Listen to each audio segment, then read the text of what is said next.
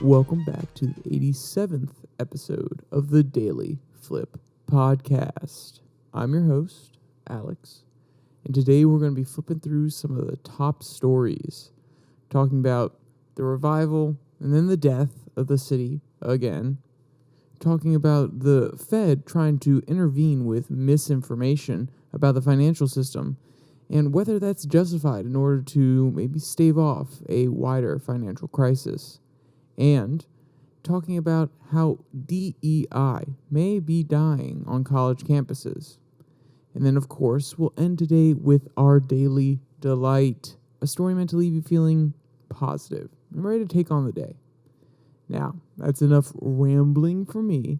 Let's jump into our daily debate. So, which is better? A quick and easy hot dog from a street cart, or grilling your dog yourself on their back patio, or cooking over a campfire in the woods? You know, while my example may kind of fall apart a little bit, which do you prefer? The city way, the suburban way, or the wild way? Throw your comments down there in the comment section. I'd love to respond. This is a little bit more of a lighter one, not so much political theory, philosophizing, no deep comments, just something a little goofy that I thought of, and I'd love to hear what your thoughts are. All right, so let's jump to our first article. This one comes from Counterpunch. The death and life and second death of great American cities. So, of course, we've had a discussion on this podcast before about, if you could tell if you listen to my bias, how I don't necessarily love cities. And for a while there, they were the beating heart of America. I know that's an overused analogy, but they really were. It's where people came together, where culture thrived, where there was a diverse set of opinions, where we were able to collaborate with people that may think a little bit differently. And we were able to come together, share in the wealth of what America has brought us, create new innovations, and sometimes we were able to actually agree on where we wanted that city to go and whether or not we wanted it to be a place where everybody could come join in the prosperity. And for a while there, that's how it looked. I mean, if you think about Detroit at the turn of the 20th century. And there was so much life there. There was a booming industrial industry, mainly automobiles. And then you see the flight. A lot of people leave the city rapidly. And then we focus more on the suburbs. Oh, well, that's the American dream. Going into any time past the 1950s, the white picket fences, the small homes. That is the American dream for a lot of our parents. If you're a Gen Z millennial, if you're a baby boomer, you probably know that that was the dream for maybe your parents who were just coming out of a tough World War II era. They grew up in a really hard time. They wanted their own land. They wanted the ability to have a house for their family and be able to provide. And a lot of people moved out to these suburbs, and they saw it as the new American way. And then there was a revitalization of the cities in the late 90s. Maybe it was the ideas that millennials and some later Gen Xers and some early Gen Zers have, that we can come together in this giant community. But once again, that trend is shifting backwards. But I am jumping ahead a little bit, so let me jump to a quote. It'll kind of summarize what was going on, how this came about, and we can elaborate on the discussion. Quote, "The United States started as a rural nation. Rapid urbanization occurred in the late 19th and early 20th centuries as immigration and the great migration of former slaves from the South, and America's second industrialization around steel, cars, and other forms of manufacturing built metropolises from New York to San Francisco. But post-World War II, the urbanization of America cooled. Outdated, dirty factories, overcrowding, cheap land, and the emergence of cars, as well as federal money to build highways, fueled returning veterans and their baby boomer families to the suburbs in the search of the American dream of a home with a white picket fence. So the quote does go on, but you can see what I was highlighting here. The white picket fence ideal. At the end of the day, I want to have a few acres for my family. I want my kids to be able to play without me worrying about them going out into the streets and possibly getting hit. I want to have a community of families out there in the suburbs where we can all get together. We can have a Sunday picnic. Our kids can play together. It's a safe area. And it's not as overcrowded. We have a little bit of room to breathe. Privacy, has always been a key value of Americans, and that's one thing that the suburbs offer more than the cities. And let's be clear, I would argue that, the only place that really provides that is having a few chunks of land in the middle of the woods, and you're out there cooking on the campfire every single day, or doing whatever you want to do in the woods. But there is more privacy than when you're stacked on top of each other, or your apartment is right next to somebody else's and you can hear them having a fight at midnight, or you can hear them make up at midnight. So at the end of the day, there's this move. And then also we can't forget about cars, which is a point that I really did overlook. There's a really interesting highlight in this article, or at least that first part of that quote, talking about the development of the car, how it became more economical for just the middle class family in order to buy a family car. And with the building of more infrastructure, it made it really easy for you to drive into the city if you worked there, or into the malls that are in the city from the suburbs, rather than having to be close and having to walk or bike there. So that's a very interesting shift that I forgot to highlight. And obviously, some people may be listening like, Alex, why are you talking about this? Why do you care? And I just find it very interesting when we look back at the demographic shifts that happen in America and trying to analyze why they happened. Because maybe we can extract something for the future. If cities are, right now, they're dealing with a post-pandemic world where they aren't actually retaining citizens, they're losing citizens. And if you're a person who loves cities, then you may have to look back at these historical trends and understand why they left in the past. Obviously, it is different now, but you can also look at how they came back, why they came back, and then maybe you can spur different populations in the future, or those same populations, to come back. And I think that's really important, because whether you like it or not, even though I don't want to live in a city myself, they are a huge, important part of American life. Normally, you think of them as big transportation hubs, or nowadays you may think of New York as a giant financial hub. A lot of the major institutions that prop up the economy, or not even just prop up the economy, that perpetuate culture, live in some of these big cities. And we can't have a Detroit-style era problem where every single city is losing a population very quickly. Obviously, the people will move to other cities and we'll have revitalizations in other areas. I mean, look at Knoxville or Nashville right now, or some areas in Florida, Texas, some areas in Nevada. So obviously it will shift, but we don't want to necessarily leave those old cities behind where we have built up that infrastructure, where a lot of commerce does flow through there, and there are lots of people there who can't necessarily move away. And that's not necessarily fair, that the people who can afford to move away take their tax dollars with them and then leave the people who can't afford to pick up their entire lives and go to a different city to pay for the problems that now are theirs and theirs alone in those cities.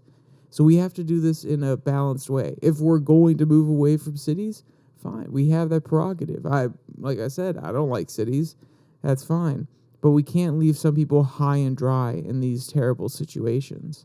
But that's a later point, or maybe even a different podcast, because that is a really deep dive, and I don't want to dismiss it so readily, or at least bring it up and not be able to fully talk about it.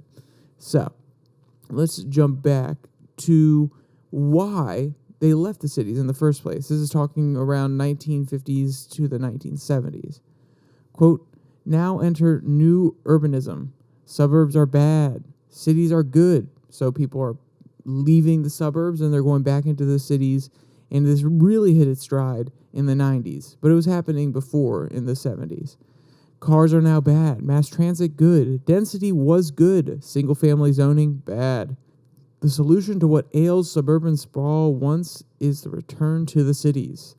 And beginning in the 1990s, that happened. Retiring baby boomers and eventually millennials and Gen Zs flocked to the cities.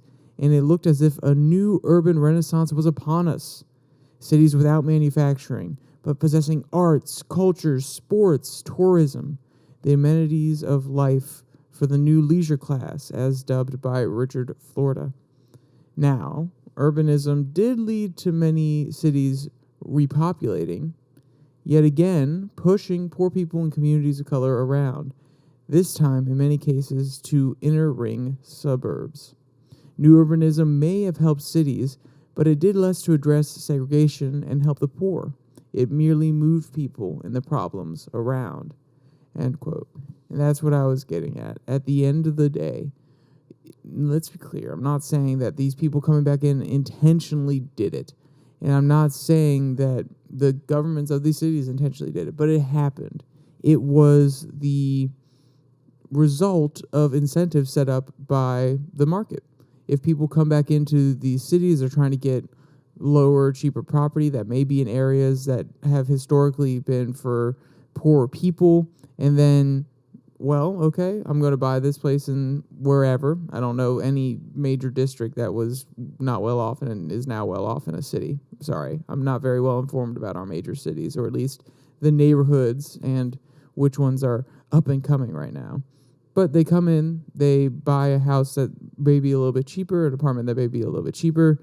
They fix it up. They tell people, oh, look what I did here. They bring their friends. Property values start to go up. Then the people that used to be able to afford that area are being pushed out because they can't afford these higher prices anymore.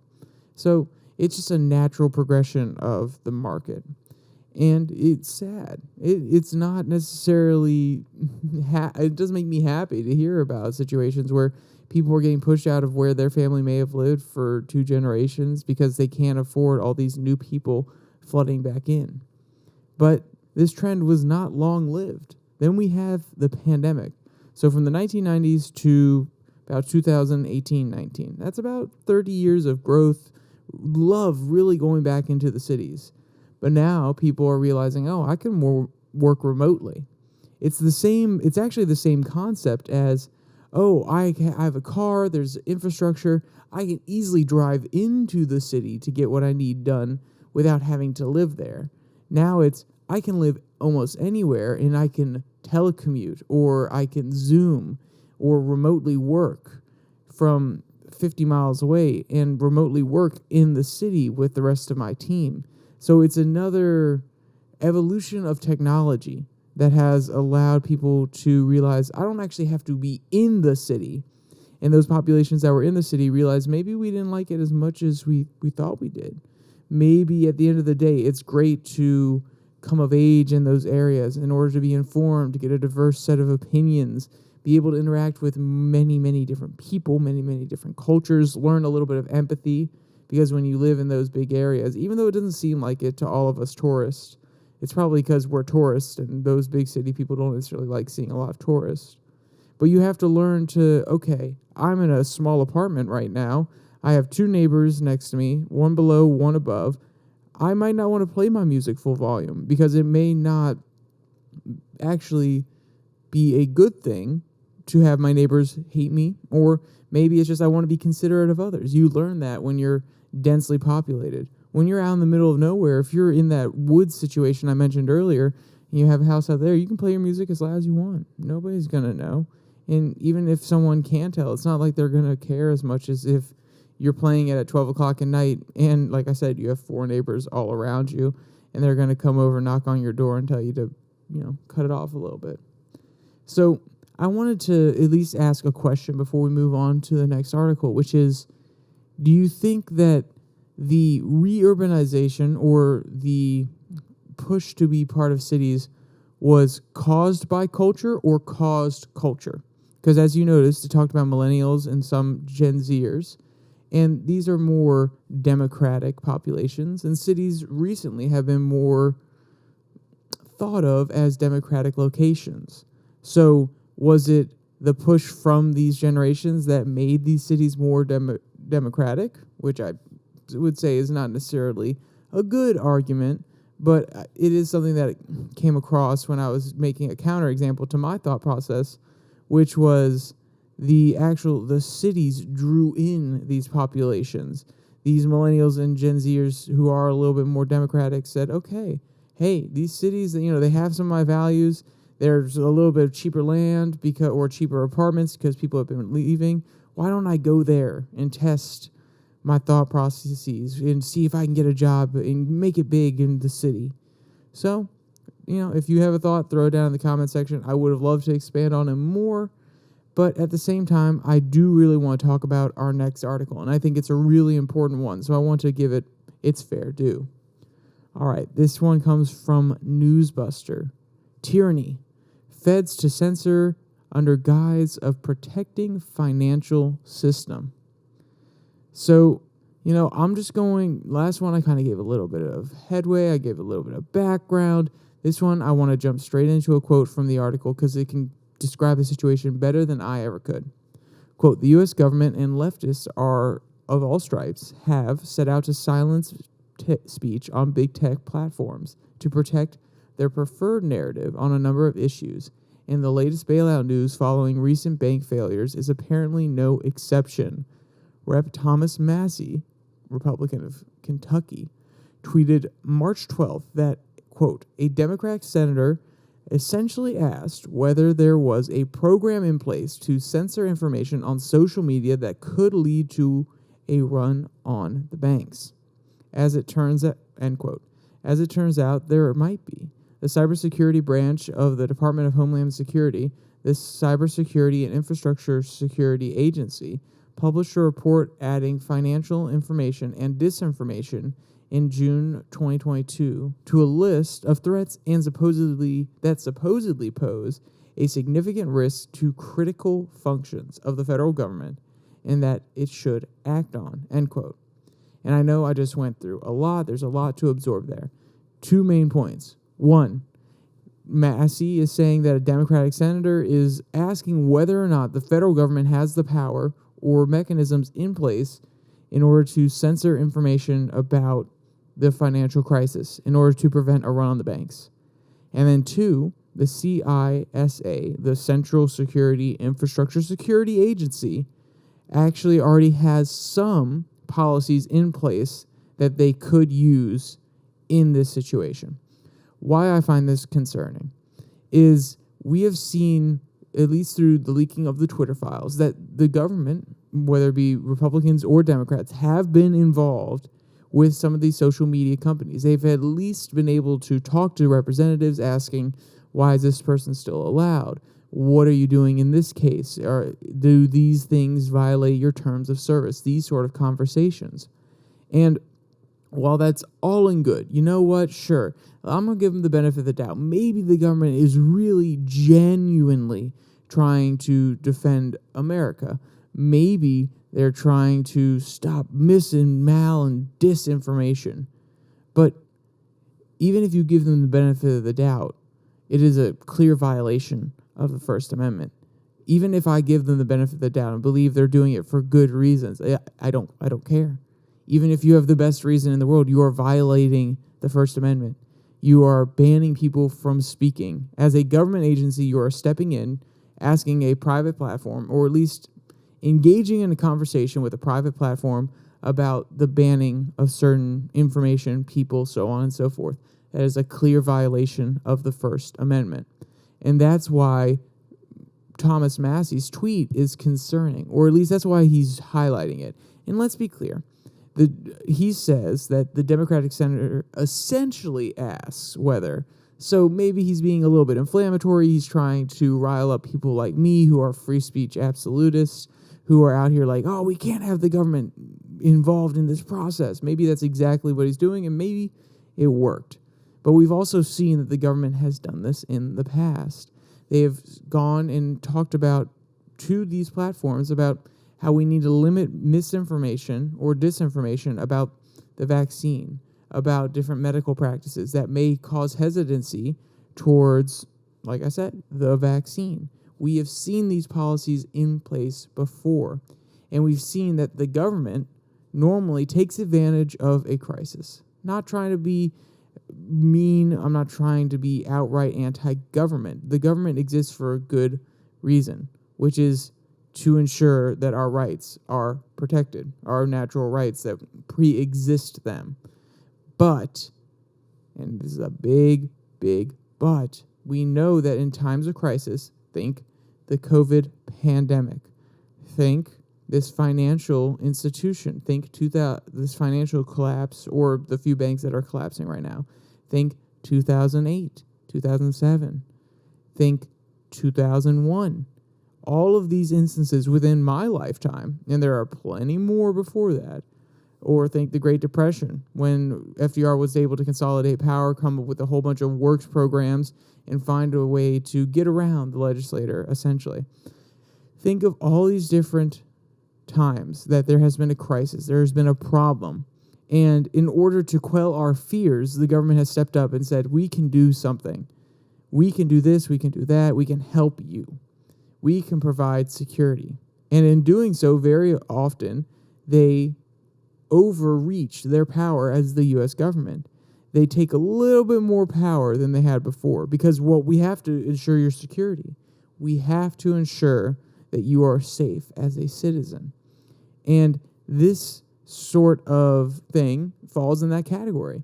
The Democratic senator is supposedly saying, and even if they're not supposedly saying, let's take it at a pure thought experiment level.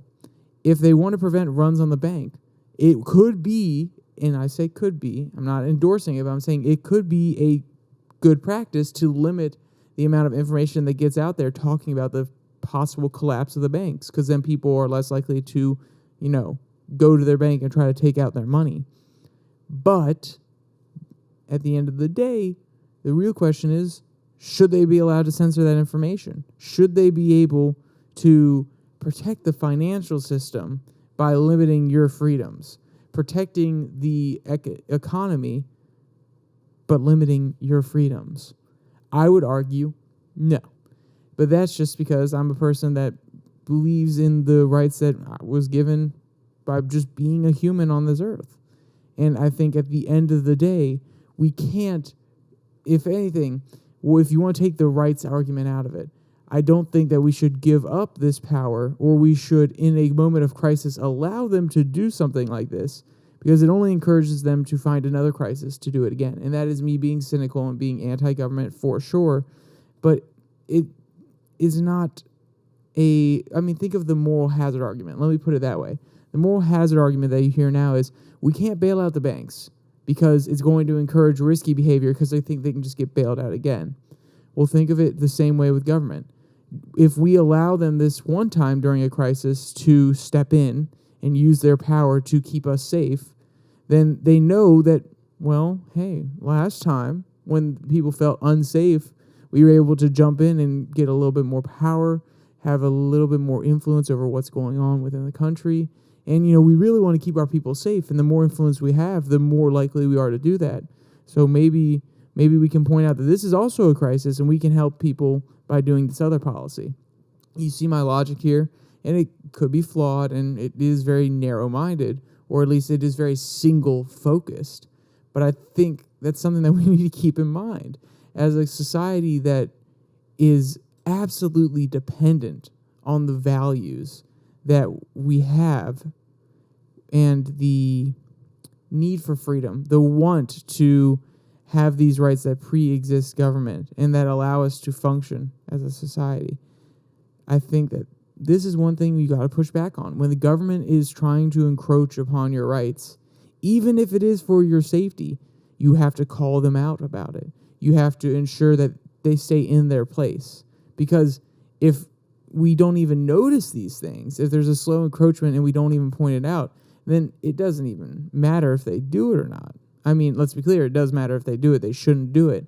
But if we're not willing to point it out and lambast them for doing so, then we're not doing our job as an informed citizenry, which is to keep the government to keep the government liable for their actions, because they only have power because we consent to them governing us.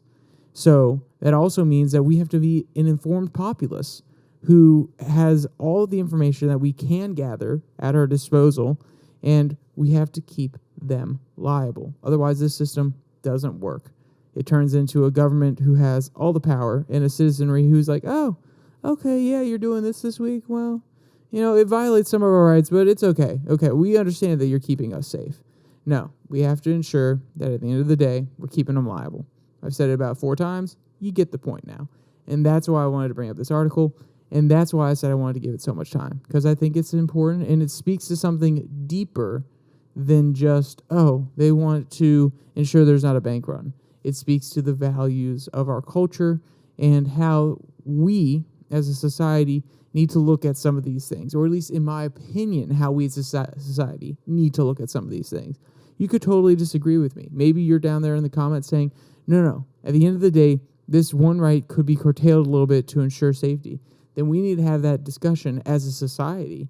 And the only way to do that is to get this information out there and actually understand what they're proposing. And then we can actually have a conversation about whether we like it or not. But if this information never gets out there in the first place, then we can't. And bring this up with your friends. If you have made it this far into the podcast, first of all, thank you. And I appreciate it. But bring this up with your friends. Don't just listen. I know I'm preaching, or maybe this is bully pulpit style, but you can have a interesting conversation. You don't have to share this with them. You can go to the link in the description and get the article itself and just bring it up with a friend. See what they think. And from this sort of discussion, this back and forth with the different citizens of the United States, we can gain a better understanding of where people stand, what they want to do in this situation. And then if we're all in agreement that this is not okay, we can push back against the government.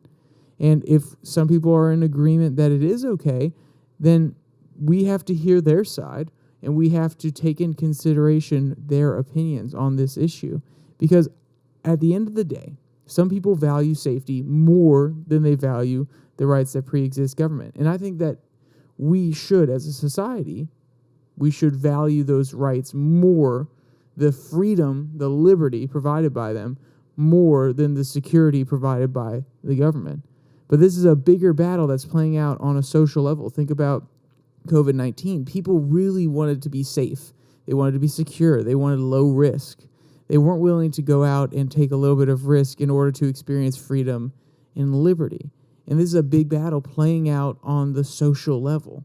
So why I'm saying go out and talk to your friends about this is, if you are a person like me who doesn't necessarily agree with we have to lock everything down and be as safe as possible. We have to make sure that the government is securing everything, making sure that we are as safe as possible and limiting all risk. Then we need to have a conversation with those other people who believe that is not the case, that the government should secure everything and ensure that the safety and security of the nation is the number one priority. And we need to come together and have those conversations. Because if we don't, we have exactly what happens here in this article. We have Thomas Massie, who is, no, liberty, freedom, don't you ever restrict my freedom of speech. And this other Democratic senator who's saying, well, no, we need to make sure that the banking system doesn't collapse. We need to make sure there's no risk so we can limit the free speech of some people. We have 2 different echo chambers where they just talk past each other. Thomas Massie just calls out the senator and tweets it to his friends and all his Twitter followers and says, look at how stupid they are. And the Democrat over here is saying, oh, well, I'm trying to protect America. I'm trying to protect the system. How come blah, blah, blah? You can't even see my side. And we have 2 different echo chambers. And instead of having those conversations, coming to the middle, trying to understand one another, we just have accusations being thrown from one side and the other. And if you can't see me, I'm literally throwing my hands at one another right now. So that's why this article is important. And that is why I gave it so much time.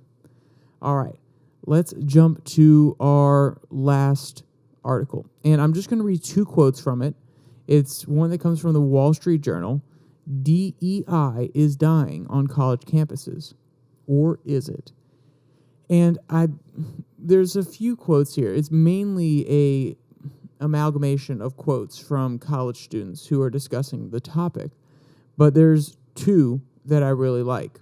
One, the first one in the article talks about socioeconomic views, and the last one talks about no victims. And I'll just read both of them to you, and I'll leave you with that before we move on to our daily delight. Quote, all low-income students get left behind today. At my college, there are more organizations and clubs for those with a diversity tag based on identity than for low-income students of any background, including male, white, and Asian students. And for some leadership programs, Asians are excluded from being considered people of color. When DEI practices disregard students' socioeconomic context, they make life more difficult for some low-income students who already cannot socially relate to their privileged peers, the majority at any elite college. Perhaps we should rethink with more nuance what the word minority means. Redefining it would signal great progress.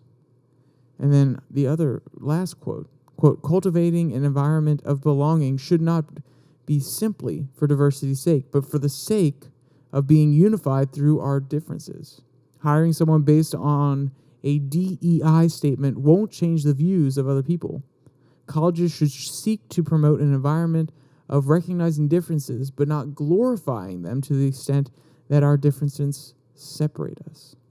Everyone has different life experiences, and promoting reconciliation rather than division encourages us to discuss what unifies us rather than what divides us. End quote. And, normally I have a little bit of a sad article when we jump into the Daily Delight. I think that's a great message to end our normal segments on. And now we're going to jump to the Daily Delight. We're going to try to put a little smile on your face. This one comes from Laughing Squid. Pet otter lovingly carries his favorite toy in one paw. So little did I know how cute an otter holding a toy could be. Quote, an adorable pet otter named Kotaro lovingly carries his favorite toy mouse around the house and up the stairs in one paw. End quote. And honestly, he kind of looks like he's carrying around like a little baby otter. Like maybe he has a little bit of a mother instinct. He's like, oh, come with me, little guy. Quote, the toy was given to him several years ago and had been forgotten for a while. However, Kotaro fell in love with the toy again when it was brought back to his attention. End quote.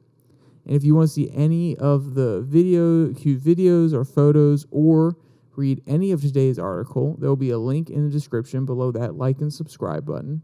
Also down there, you can find the links to the podcast on Spotify, Pocket Cast, Podvine, Google Podcast, where you can download it, listen to it in the car. And there's also the Twitter handle @YourDailyFlip.